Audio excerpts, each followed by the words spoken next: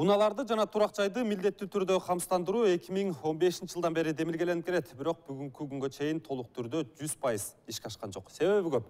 Биринчиден, жарандар даяр эместей. Алар өкмөттүн кезектеги салыгы катары кабыл алып жатат. Ошол эле учурда кээ бир эксперттердин айтымында тиешелүү мекемелер, тиешелүү кызматтар бул камсыздандыруу жөнүндө болгон маалыматты жарандарга толук түрдө жана кенен жеткире албайт деп эсептешет. Саламатсыздарбы? НТС телеканалынын түз эфиринде Артара программасы. Аны мен Айбек Бийбосунов алып барам. Биз бүгүн милдеттүү камсыздандыруу жөнүндө талкуу уюштуралы деп чечтик.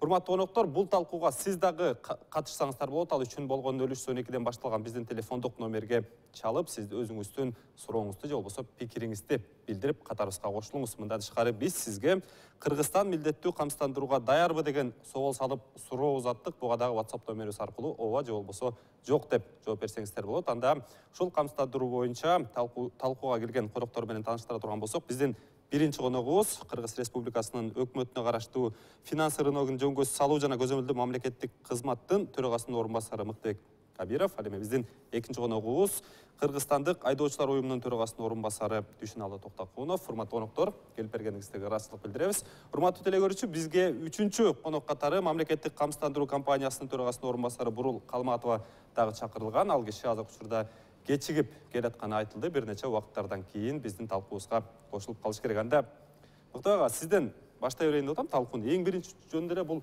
милдеттүү камсыздандыруу жана ОСАГО деген боюнча маалымат бериңизчи. Көпчүлүк жарандарда мен 2 күн ичинде маалымат сурасам, бардыгы кандайдыр бир деңгээлде өкмөттүн кезектеги салыгы катары, карапайым чөнтөгүнө кол салуу катары кабыл алат экен да, бирок иш жүзүндө эмне бул камсыздандыруу деген? Рахмат, эң жакшы суроо болду. Автотранспорт каражатынын ээлерин камсыздандыруу мыйзамы өзүңүз айткандай эле 2015 жылдан бери эле Кыргызстанда киргизилүү маселеси каралып атат. Бул ОСАГО жөнүндө кыскача айтсак, бул болсо налог эмес, бул болсо ошо жол кыймылын жүргүнчүлөрдүн баарын сактай турган, коргой турган мыйзам да. Мисал менен келтириңизчи. Анткени ошо айдоочу өзүнө страховка алгандан кийин, страховой полис алгандан кийин ошо ДТПга түшкөндө, ошо айдоочунун күнөөсү менен ДТП болсо, ошо ДТПдан жабыркаган бүт жактарга страховой компания тарабынан бүт ошо келтирилген зыяндын баары төлөнүп берет. Ден соолугуна болобу, мүлкүнө болобу, ошо машинесине болобу, же болбосо турак жайына чейин төлөнүп берилет, ошо келтирилген зыяндын баары. Ошо азыркы учурда мыйзам долбоору уже каралып чыкты. 3 окуудан өттү. Азыркы учурда мына уже кол коюуга жөнөтүлүп атат. Айдоочулар кандай кабыл алды бул неме? ОСАГО. Эми муну азырынча азыр маалыматтар аз, адамдар көп түшүнбөйт. Бул боюнча 2015 жылдан бери көп эле талкуу болуп келип, андан кийин анан мына 2021 жылга чейин жылдырылып коюлган. Башка мамлекеттин баарында бул ОСАГО деп бардык мамлекеттерде кабыл алынган. Бул мүлк камсыздандырылбайт, сенин өмүрүң камсыздандырылбайт бул жерде. Бул жерде айдоочунун укугу камсыздандырылат. Бул биздин мамлекет үчүн түшүнгөн кишиге абдан керектүү. Биз өзүбүз мурунтан эле добровольно былтыр камсыздандыра албай калдык. Мурдагы жылы страховой компаниялар менен кылып жүрөбүз. Себеби эгерде мына чыгым жол кырсыгында мисалы адамдын өлүмүнө дуушар болуп калышы мүмкүн. Бир анын чыгымы миллиондоп саналат. Андан башка жанагы азыр бизде бүт эле транспорттук каражаттардын көбү кымбат баалуу транспорттук каражаттар. Капысынан бир жерин чийип алып же болбосо бир кыска чоюп кала турган болсо, адамдардын мүмкүнчүлүгү жетпей калышы мүмкүн аны төлөгөнгө. Сот аркылуу анан ишке ашат, анан сен ону төлөп бергенге туура келет да.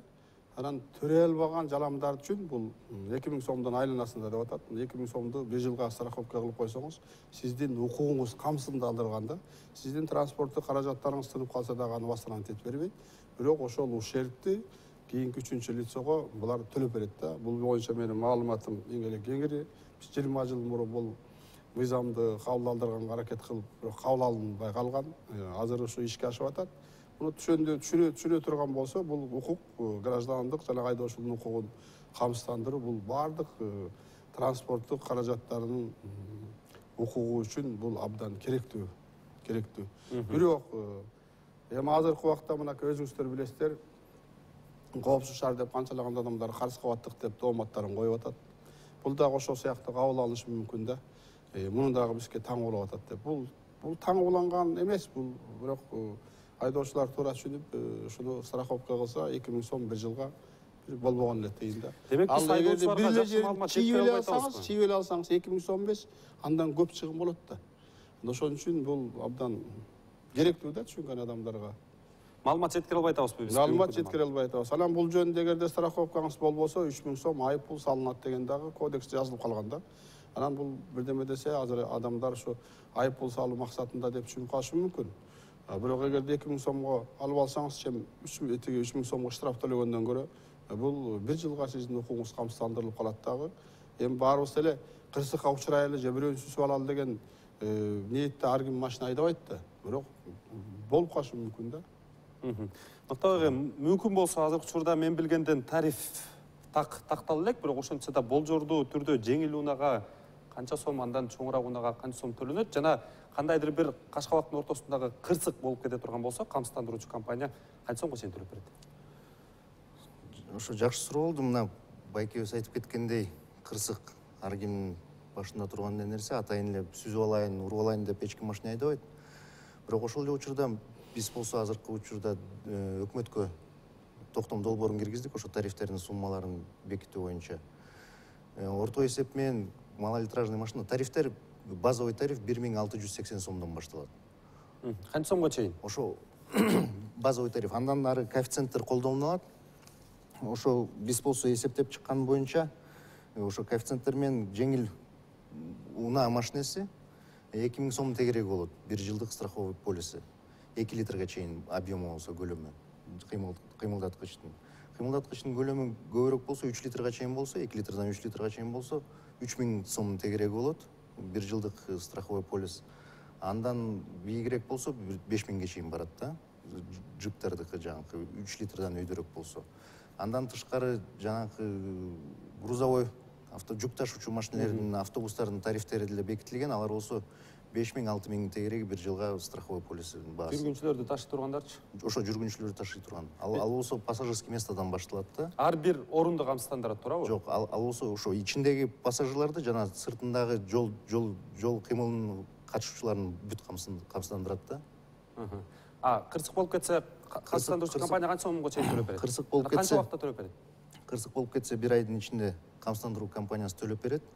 Мүлккө, автоунааларга жана башка мүлккө болгон келтирилген зыянды 450 000 сомго чейин төлөп берет. Жана ден соолугуна жана өмүрүнө келтирилген зыянды 300 000 сомго чейин анын чеги жок, уже төлөнө берет. Канча адам жабыркаса, ошонун баарына төлөнөт.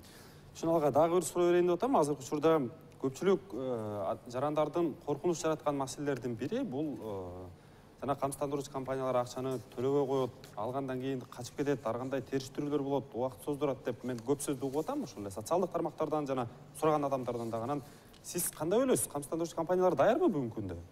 Эми камсыздандыруу компаниялары азырынча көп, бирок бул мамлекеттик деңгээлде боло турган болсо жакшыраак болмок да. Мамлекет гарант болсо, мамлекеттик гарантия болот да.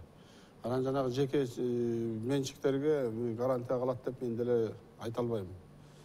Мамлекет.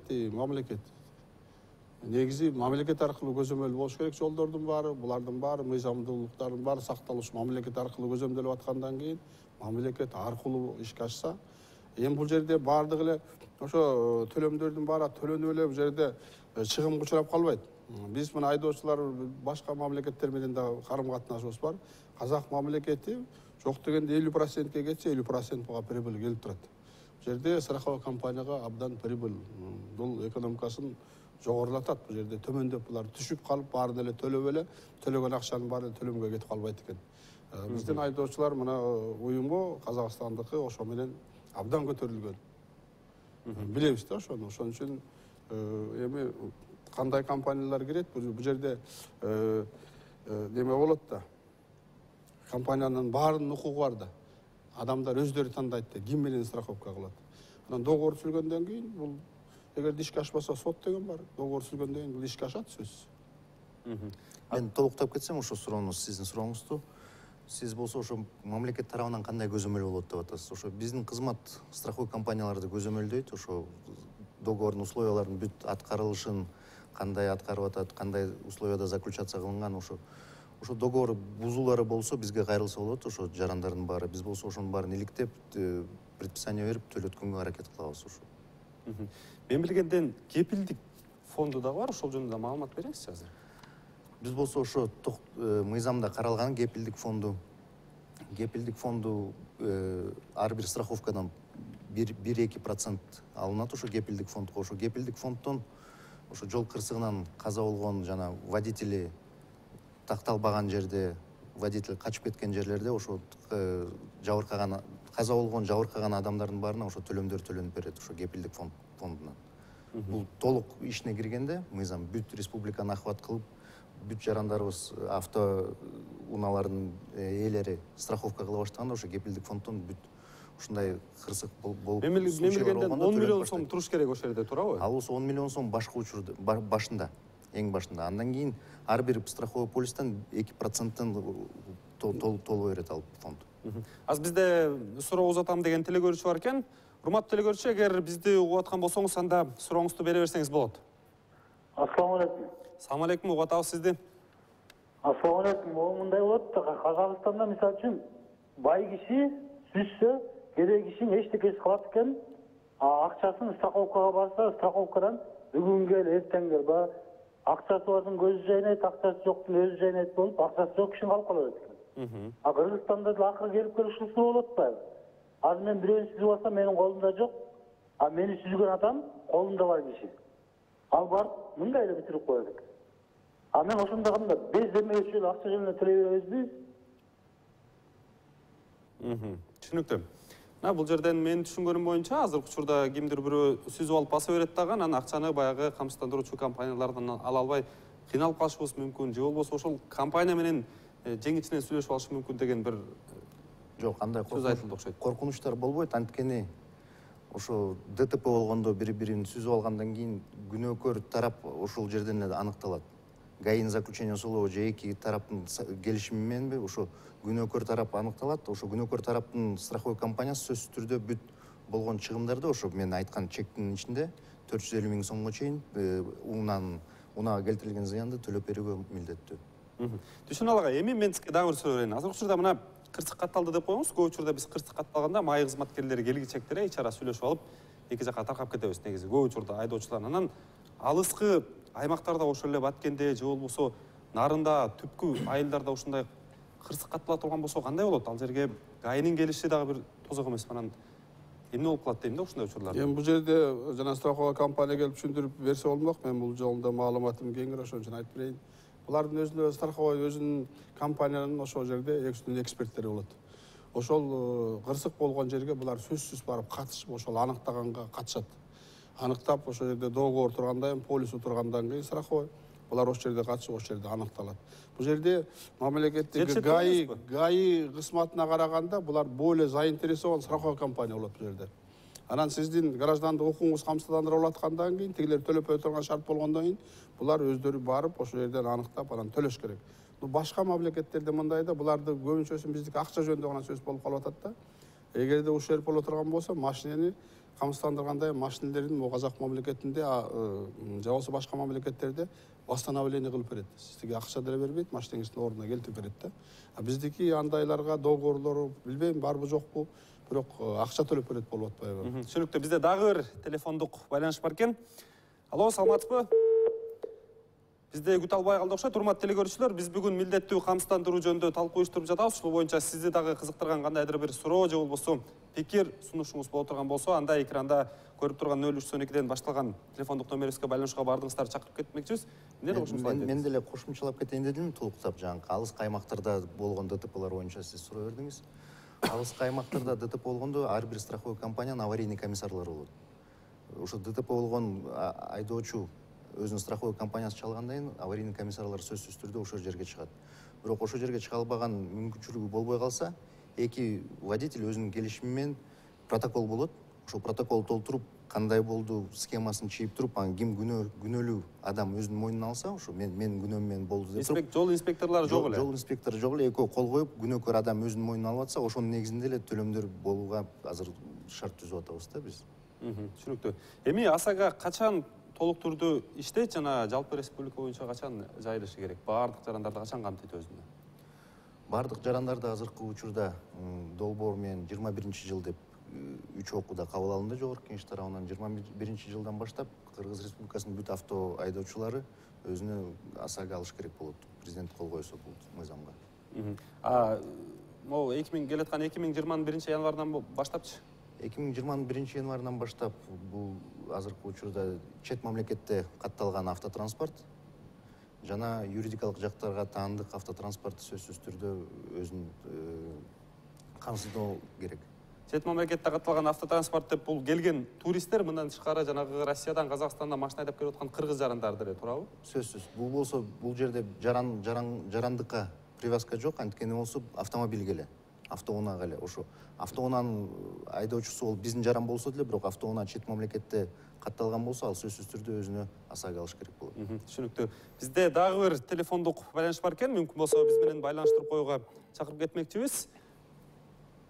Да бул кечирим сурайбыз, урматтуу телекөрүүчү, кайрадан байланышка чыгууга аракет кылып көрүңүз. Анан түшүнүп алган, мен сизден сурайын деп атам да, ОСАГОнун кандайдыр бир кемчиликтерин же болбосо мыйзам жазуудагы мындай мүчүлүштөрүн байкай алдыңызбы өзүңүз?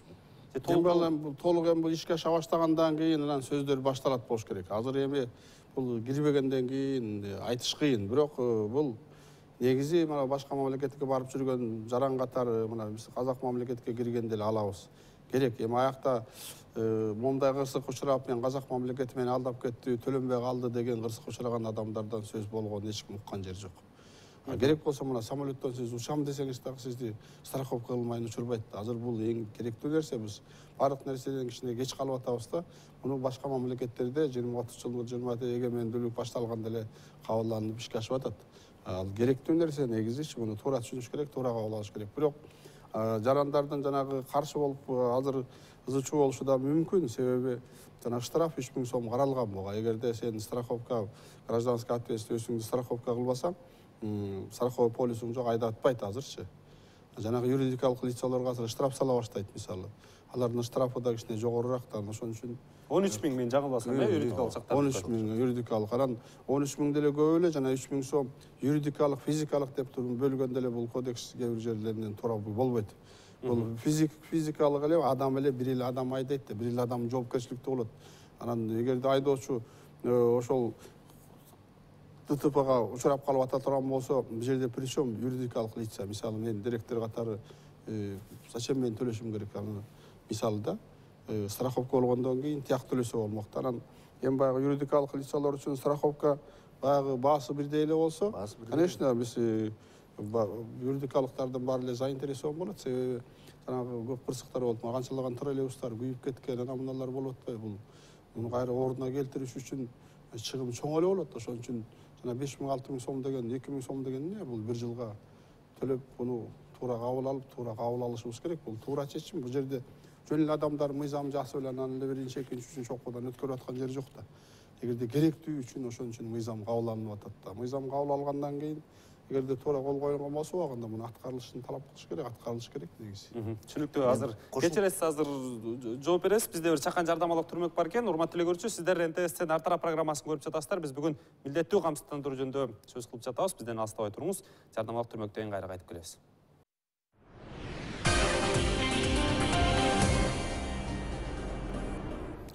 Талкуубузду улантабыз. Биз бүгүн милдеттүү камсыздандыруу же болбосо коомчулукка ОСАГО деген ат менен таанымал болгон мыйзам долбоорун демилгени талкуулап жатабыз. Анан жанагы айыппулдар боюнча 3 000 сом жана 13 000 боюнча агайга кошулуп кетейин дедим. Жанагы страховой полистин баасы боюнча. Страховой полистин баасы бул болсо юридикалык жакпы, чет өлкөлүк жакпы же биздин жөнөкөй жаранбага карабайт. Бул болсо автомобилге эле привязка болот, автоунаага 2 литрга чейин көлөмүнө жараша, кыймылдаткычтын көлөмүнө жараша, водительдин стажына жараша жана опытына жараша, историясына жараша. Азыркы учурда мына биринчи жылы киргизилип атканда бүт водительдер жакшы история менен деп эсептелет.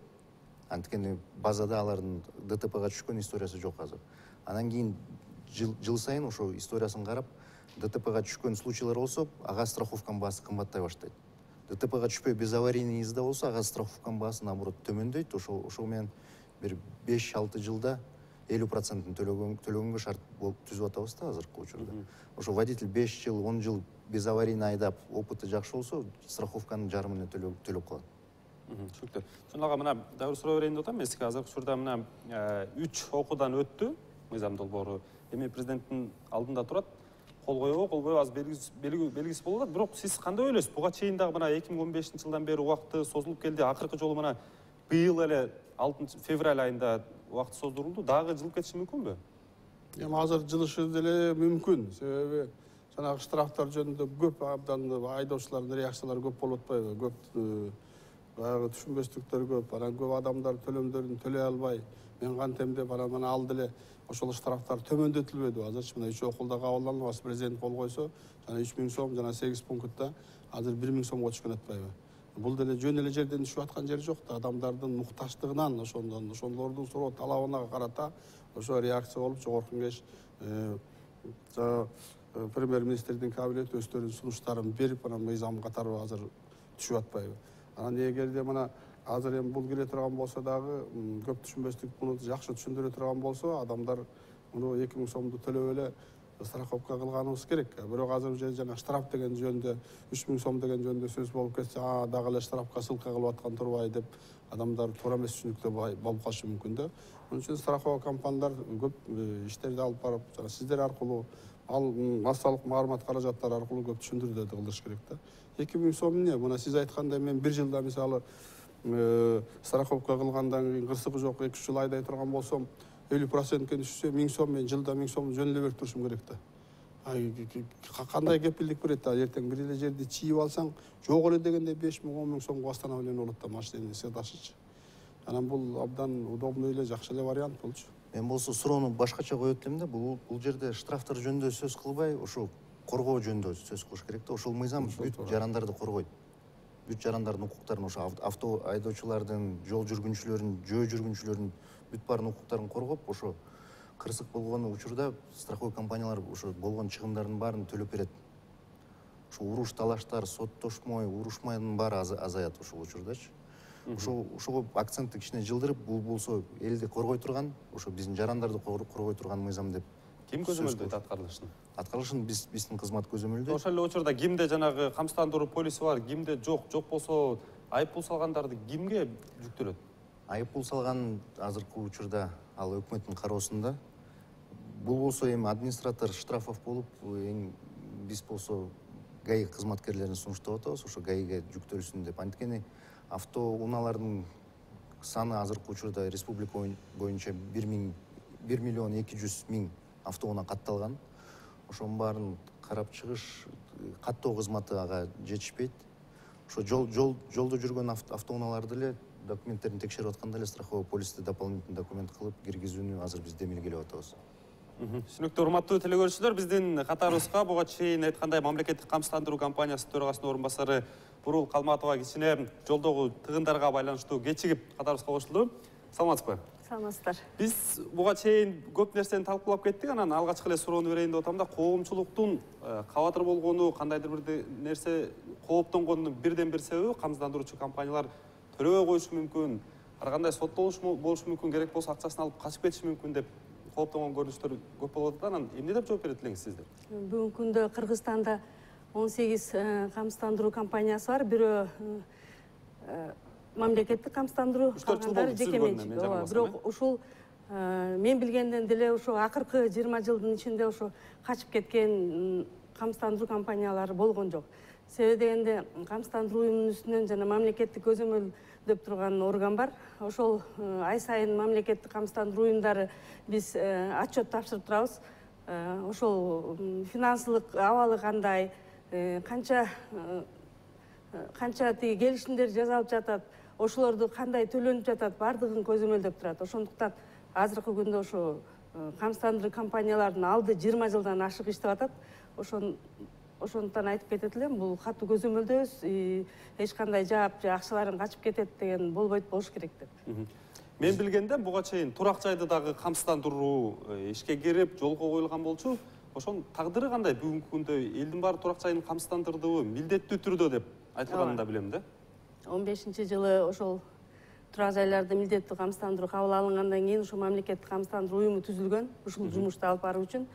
Биринчи жылдары ошол жалаң эле баягы 25 жыл бою биздин Кыргызстандын калкы баягы камсыздандыруу культурасын жок кылып койгон да. Ошого байланыштуу баягы түшүнбөстүк болуп жатты. Биринчи жылдары азыраак камсыздандырылса, анан жылдан жылга камсыздандыруу көбөйүп, акчалар төлөнүп атканы көрүп турушкандан кийин бизде көбүнчө жанагы Ош, Жалал Абад, Баткен региондогу көп кырсыктар болбодубу? Жер титирөө болду. 17 жылы 42ден ашык жаранга төлөнүп берилди. Андан кийин катуу шамалдар болду. Мына декабрь 18 жылдын этеги, жаңы жылдын башында, 19 жылдардын башында ушул катуу шамалдардан талас жана ала бука жергелерине 91 100дөн ашык кишилерге акча төлөнүп берилди. Элдер түшүнө баштады азыр камсыздандыруу керек экенин. Жылдан жылга камсыздандыруу келишимдери көбөйүп атат. Бирок милдеттүү түрдө деп айтылган менен кандайдыр бир механизмдери барбы? Эгерде сен үйүңдү камсыздандырбай турган болсоң, мына айып төлөйсүң же болбосо коммуналдык кызматтардан өчүрүп салабыз деген сыяктуу. Бүгүнкү күндө ошол механизми жок, бирок элдерге биз жана түшүндүрүш менен элдерге доступный болуш үчүн ар бир областта филиалдар ачылды, ар бир райондо инспекторлор иштеп жатат, жана ошондой эле айыл өкмөттөрдө агенттер иштеп жатат. Булар элге ошо түшүндүрүү ишин жүргүзүп жатышат. Пайыздык көрсөткүч менен ала турган болсок, Кыргызстандагы канча пайыз турак жай камсыздандырылды бүгүнкү күндө? Эгерде мисалы үчүн бардык турак жайды миллиондон ашык ала турган болсок, пайыз аз көрүнүп калат. Ал документтери жоктор. Бул бүгүнкү күндө ошол 80% тех паспорттор жок болуп чыкты. Биринчи жылдары биз тех паспорт менен камсыздандырганбыз. Андан кийин элге жеңилдик болсун деп ошо кадастрдык план менен, анан инвентаризациялык, азыр болсо айыл өкмөттөн ушул үйдүн ээси деген кагаз болсо деле камсыздандырып баштадык. Бүгүнкү күндө 93 миңден ашык жараныбыздын действующий договорлор бар бүгүнкү күндө. Демек 10% экен да, туурабы? 10%дан ашык. Себеби деген башка өлкөлөрдө деле мисалы үчүн аябай жакшы өнүккөн ошо Румынияда болобу, Турцияда болобу деле булар деле баягы 100% болбойт экен. Баягы Белоруссия Советтер Союзунан калып калган да страхование строения. Ушуларда гана 90% болбосо, калган өлкөлөрдө деле ошо 30-40%-ын тегерегинде камсыздандырышат экен, милдеттүү камсыздандыруучу. Эми 3 жылдын ичинде эле баарын камсыздандырып жиберишпесе, элдер эми түшүнүп баштады да. 25 жыл баягы камсыздандырууну унутуп койгон менен 3 жылдын ичинде ар бир ошо үйгө жеткиликтүү кылып жеткизип атабыз азырчы. Түшүнүктүү. Бизде эгер мен жаңы болсом дагы бир телефондук байланыш бар экен. Эгер мүмкүн болсо, телекөрүүчүнү биз менен байланыштырып коюңуздар. Алло. Алло, Улмат Төрөгөчү, бизди угуп аткан болсоңуз. Саламат, угуп атабыз сизди. Мен суроом бар эле, ушул биринчиден салам алейкум. Бир биякта деген бирөөлөр суроо берди деле, ушундай производственный трамба болду эле да, бияктачы, жол кырсык боюнча. Анан күнөөлүү берки тарап болуп чыккан, анан күнөөсүз тарап мекеме жактан жардам берилиш керекпи же мамлекет жактан жардам бериш керекпи? Производственный травма болгон да ошондо. Мисалы үчүн 2008 жылы кабыл алынган камсыздандыруусу болсо. Ооба, 2008 жылы кабыл алынган 4 милдеттүү камсыздандыруу бар. Бирөө ошол жумушчу берүүчүлөр өздөрүнүн жумушчуларын баягы производство убагында бир кырсык болуп калбасын деп камсыздандырыш керек. Буга бүт бардык мекемелер жатат. Эгер алар камсыздандырып койгон болсо, анда камсыздандыруу компаниясы төлөп берет. Себеби дегенде ошол именно жумуш убагында болсо бул несчастный случай. Мына мага билдирген аранда камсыздандыруусу бар деп атат. Каяка кайрылыш керек азыркы учурда, эгер ал кайсы камсыздандыруу компаниясынан камсыздандырган болсо ошол жерге кайрылыш керек. Себеби бул бүгүнкү күндө бардык компаниялар бул 4 түрү менен жумуш алып барышат. Же болбосо сиздин кызматка кайрылыш керек туурабы? Жок, ошо страховой компания төлөбөсө биздин компания биздин кызматка кайрылса болот. А ушу тактап туруп кайсы компанияда экенин ошо компанияга кайрылсын. Компания төлөбөсө биз сөзсүз түрдө жардам беребиз, көмөк көрсөтөбүз. Түшүнүктүү. Эми жалпылап дагы бир суроо берейин. Буга чейин айткандай, азыркы учурда турак жайды камсыздандыруу милдеттүү деп кирген менен 3-4 жылдын ичинде бир 10% Кыргызстандын турак жайын өзүндө камтыптыр да. Анан автоунааны камсыздандыруу дагы ушундай эле болушу мүмкүн да, туурабы? Көп кыйынчылыктар жаралышы мүмкүн да. Азыркы учурда мына документтер көп, 90%га чейин документтер даяр эмес экен деп атат да. Болсо турак жайды азыр автоунаалардын баары эле документтер. Мен сурайын дегеним, биз ушул мыйзамды ишке киргизерден мурда баардык жер кыртышын даярдап алдыкпы деген эле сөздү сурагым келип атат да. Азыркы учурда өкмөт тарабынан, страховой компания тарабынан бүт тиешелүү иштер жүргүзүлдү.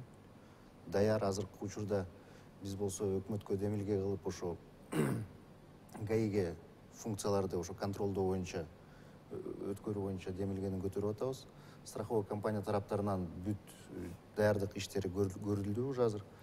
Азыр автоматизированный система иштелип чыгып атат. Страховой гарантийный фонд уже толук иштелди.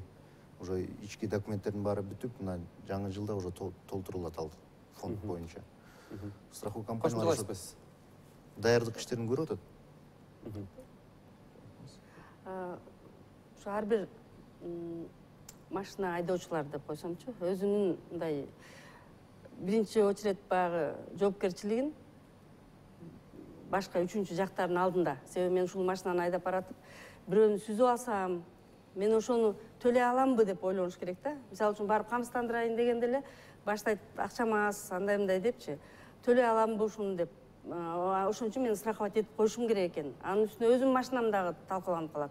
Өзүмдүн машинамды дагы камсыздандырып коюшум керек деп ойлош керек экен да ар бир айдоочу.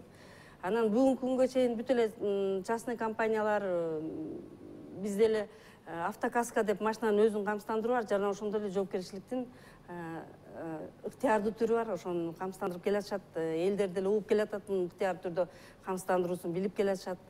Анан кийин эми милдеттүү камсыздандыруу болгондо баягы көпчүлүк баягы Кудай сактасын деп жүрө бергендер көп да. Өзүңөр буга чейин айткандырсыңар, жана ДТПлардан канча адамдар бүгүнкү күндө жабыркап атышат. Ошолорго ким жардам берет эгер камсыздандырылбаса? Түшүнүктүү. Бизде дагы бир чакан жардамалап турмак бар экен. Урматтуу телегөрүүчүлөр, сиз НТС-тин ар тарап программасын көрүп жатасыздар. Алыстабай туруңуз. Бир нече мүнөттөрдөн кийин, бир нече убакыттан кийин кайра талкуубузга кайтып келебиз.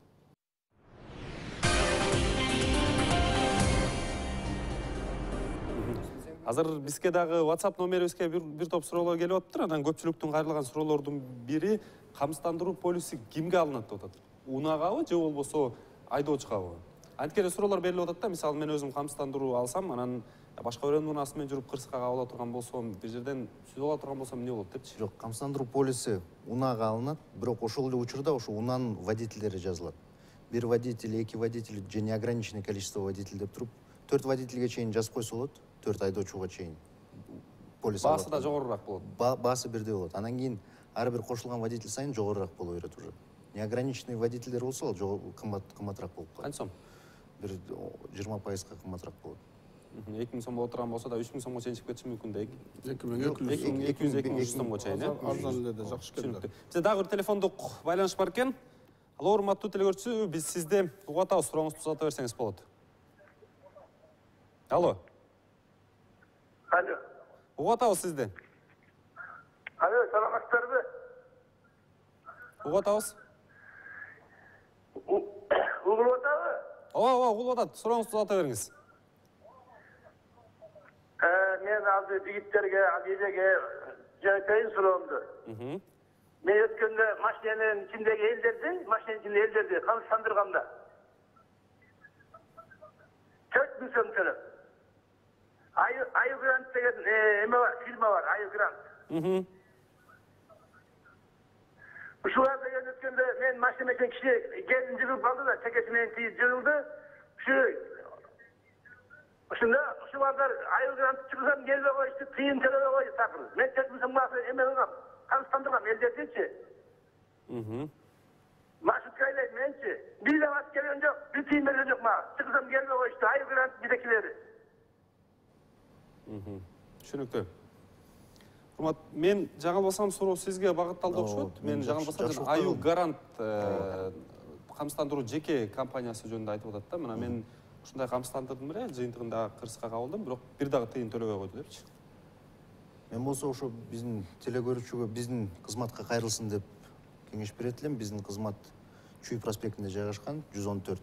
Ошого келип туруп, ошо бүт договорлордун баарын көрсөтүп, отказ болду, кандай кырсыктын эмесин, ситуациясын бүт айтып берсе, биз болсо сөзсүз түрдө изилдеп жардам бергенге аракет кылабыз. Эмне чара көрөсүздөр? Эми көрө аласыздар. Необоснованный отказ болсо, биз болсо штрафовать этип, лицензиясын токтотконго чейин мүмкүнчүлүгүбүз бар. Мындан тышкары кайра төлөтүп бересиздер, туурабы? Төлөтүп беребиз, ооба. необоснованный отказ болсо төлөп беребиз сөзсүз. Дагы бир айттыңыз, каяка барыш керек же болбосо кайсы телефон аркылуу байланыш керек? Чуй 114, проспект Чуй 114, площадьта Чуй Разакова. Ошол жерде 3-чү этажга көтөрүлсө эле биздин мекеме жайгашкан. Ошол жерге келип туруп, өзүнүн документтерин алып алып, ошо бүт кырсыктын жагдайларын бизге айтып берсе, биз болсо жардам бергенге аракет кылабыз. Түшүнүктүү. Дүшүн Алага сизди талкууга кошоюн деп атам. Буга чейин алгачкы жолу ушу АСАга сунушталып чыкканда жанагы чоң жүк ташуучу унаалардын айдоочулары алгачкыдардан болуп каршы чыкты эле да. Анткени камсыздандыруу полисинин баасы кымбат деп, жана сиздин пикириңиз кандай ошого? Азыр 5.000-6.000 сом деп айтып атпайбы, анан көбүнчөсүн эле алардын отказ берген деле себептери бар. Себеби мен эмнеге эле тиги сүзүп албасам, бул акырын айдайт, тем более жанагы оор жүк ташыгандардын ылдамдыгы шектелген да. 50-60 деп атайын шектөө койгондон кийин андан ылдамдыктан ашпайт. Анан алардын ою боюнча мен эмне үчүн кырсыкка учурап калышым мүмкүн, эмне үчүн төлөшүм мүмкүн дешим мүмкүн да. Ошонун себептеринен, себеби 5.000-6.000 сом деле мисалы кээ бир адамдар үчүн оорчулук эле болот, мисалы да. Кээде ошончо акча таба албаган, бир айда туруп калган машинелер да бар да. Анан муну жана обязательный страховка боло турган болуп калса, кээ бир турган машинелер үчүн кыйыныраак болот да. Мисалы учетто турса, же болбосо чыга калса эле ГАИ аркылуу деп атпайбы, азыр ошолор токтотот да, буларга штраф салышы мүмкүн да. Анан ошондон ишине карама каршылык болушу мүмкүн да. Күндө акча таап, күндө иштеп аткан адамга бул анча деле эме эмес да. Азыр 5.000-6.000 сомго услуга деле жок, андан кымбат да. Мисалы аны камсыздандырышы мүмкүн да. Анан жана кээ бир туруп калган айылда мисалы бир жүк ташуучу машинебиз болсо, чөп ташыган убакта 11 ай турса, бир эле ай иштеши мүмкүн да. Анан зачем аны страховка нужен дешигендери да болот да. Ушундай нюанстар болот. Себеби айылда иштеген машинеси болсо, күндө иштебейт да, акча таппайт да, өзүнүн баягы керектүү убакта, картошка качкан убакта мисалы, же болбосо урожай жыйнаган убакта пайдаланышы мүмкүн да. Анан ага атайын ошо страховканын 11 ай турган машинеге эмне кереги бар деши да мүмкүн да. Ушундай дагы нюанстар болушу мүмкүн да. Мен толуктап кетсем, ушундай жагдайларга атайын биздики токтом долбоорунда каралган бул вопрос. Анткени сезонный машиналар бар, комбайндар сиз айткандай. Кээ бир адамдарыбыз Чөп чапкан унаалар бар, техника. Комбайндар, чөп чапкандар, жүк ташыгандар, ошо сезон менен жүк ташыгандар. Анан кээ бир жарандарыбыз кыш менен айдабайт же жайында айдабайт, ушундай ар кандай случайлар болот. Ошого байланыштуу страховой полисти 15 күндөн тартып өйдө алса болот да. 15 күндүк мөөнөттөн 1 айлык, 3 айлык, 5 айлык Баасы арзан. Анын баасы арзаныраак болот. Канча сом? Ал болсо коэффициенттер көрсөтүлгөн 0,2%дан, 0,2 коэффициент болот. Ошо 20% болот да. Базовый ставканын, например, 2000 болсо, ошонун 20%ын төлөп туруп, 1 ай айдап жүрсө болот. Түшүнүктүү. Сизге суроо берейин деп атам. Ушул азыркы учурда көпчүлүк буга чейин айтып атпайсызбы, жана салыктын бир туру катары кабыл алып атат бүгүнкү күндө депчи. Маалымат жеткирүүдө ким калпсыздык кетирди? Эмнеге маалымат жетпей атат? Адамдар түшүнбөй атабы же болбосо тиешелүү кызматтар жеткире албай атабы маалыматты? Бардык эле компаниялардын мисалы өздөрүнүн официальный сайттары бар, телевизордон чыгып сүйлөп аткандар бар, радиодон. Биз эле акыркы 3 жылдын ичинде бир эле жильон эмес, эме турак жайда эмес, башка камсыздандыруунун башка түрлөрүн деле айтып жатабыз. Анан кийин эми багы жеткен эмес, негизи өзү бардык камсыздандырууну кабыл алыш керек ала тургандарынчы. Иштеп баштаганда багы ошондо биз өзү эл ушундай экен, Кудай сактасын деле жүрө берет экен да. Барып түшүндүрүп атсаң деле эчтеке болгон эмес буга чейин, эчтеке болбойт деп. Анан төлөбөй койду деген, көпчүлүк убакта төлөбөй койгондо өздөрү күнөөлүү болуп калат. Себеби деген камсыздандыруу полисинде жазылып болот да. 5 күн ичинде мисалы үчүн ДТП болгондон келип кайрыл деген бар. Любой путь менен деп, телефон менен чал, СМС жаз, азыр бардыгында WhatsApp бар, жибергиле деп телефондор коюлат. Андан сырткары, эгерде ичип алып, же наркотический, опьянение ушулар менен айдаган болсо, ушул эле убакта төлөнбөйт дейм. Калган убактарда ошол ГАИ жол кырсыктарында ГАИлер жазып берет, мисалы кандайча болгонун. Ошого жараша камсыздандыруу компаниялары төлөп берет. Бүт эле бүгүнкү күндө камсыздандыруу компаниялары деле төлөбөй коелу деген жок. Себеби рынокто деле биринен бири жарышып, ошол өздөрүнүн продукциясын жакшы көргөзгөнгө аракет кылышат. Өздөрүнүн ишин жакшы көргөзгөнгө, мисалы үчүн биз улам эле жанагы жарандарга төлөп атканда азыр бүт жака жазып айтып атпайлыкпы, 30 миллиондон ашык төлөндү, областка мынча төлөндү деп көргөзүп атабыз. Ошондой эле камсыздандыруу. Азыр учурда мына биз биздин убакыт аягына келип жетип атат. Мен сизге суроо берейин, сиз кыска жооп бересиз мүмкүн болсо. Бул жерден өкмөт, мамлекет кандайдыр бир пайда табабы? Бул жерден өкмөттүн эң негизги максаты ошо жарандарды коргоо. Биз өкмөт көргөн пайда ошо жарандарыбыз финансылык туруктуусу. Ошого байланыштуу биз болсо өкмөт тарабынан бул жерде пайда табуу маселеси коюлган жок. Биз болсо жарандарды коргойлу деп эле ошо мыйзам долбоорун демилгелеп киргизип атабыз.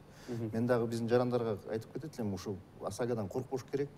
Бул ОСАГО наоборот ошо бүт баарын коргой турган мыйзам.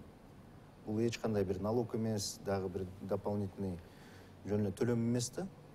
Ошо айдоочуну дагы тегерегинде коргоп бере турган мыйзам да, страховка бул. Түшүнүктүү. Урматтуу коноктор, келип бергениңиздерге баардыгыңыздарга ыраазычылык билдиребиз. Бизге бөлүнгөн убакыт аягына келип жетти. Урматтуу телекөрүүчүлөр, биз бүгүн милдеттүү камсыздандыруу жөнүндө тиешелүү кызматтардын жана эксперттердин катышуусунда талкуу уюштурдук. Сизге керектүү делген жоопту, керектүү делген көрүнүштөрдүн баардыгын айтып бердик деген ойдобуз. Анда аман туруңуздар.